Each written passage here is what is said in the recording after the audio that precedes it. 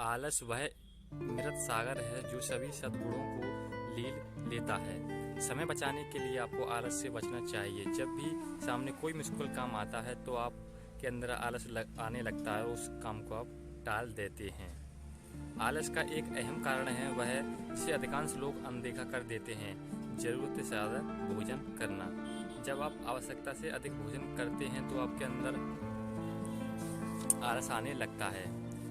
स्पष्ट है कि यहाँ पर भोजन करने में लगने वाले समय की बात नहीं हो रही है, ज़्यादा भोजन करने के परिमाणों की बात हो रही है। भोजन करने में तो कम समय लगता है, लेकिन भोजन के कारण उत्पन्न आलस के कारण समय ज़्यादा बर्बाद होता है।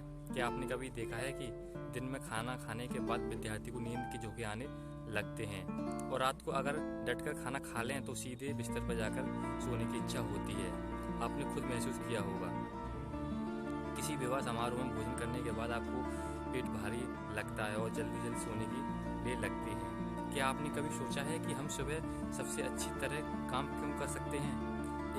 एक कारण तो यह है कि उस समय आराम से काम करने के बाद शरीर थका हुआ नहीं रहता।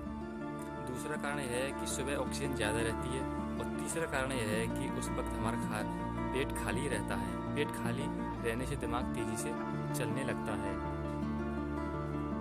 इसीलिए हमें एक बार में ज़्यादा भोजन करना नहीं चाहिए ताकि हमें आलस से सवार ना हो सके।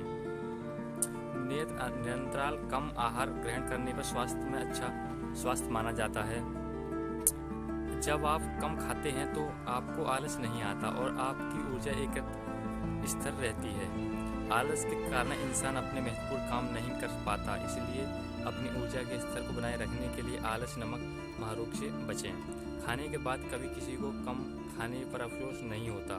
आलस मीठा होता है लेकिन इसके परिणाम बेहरम बहुत ही खराब होते हैं।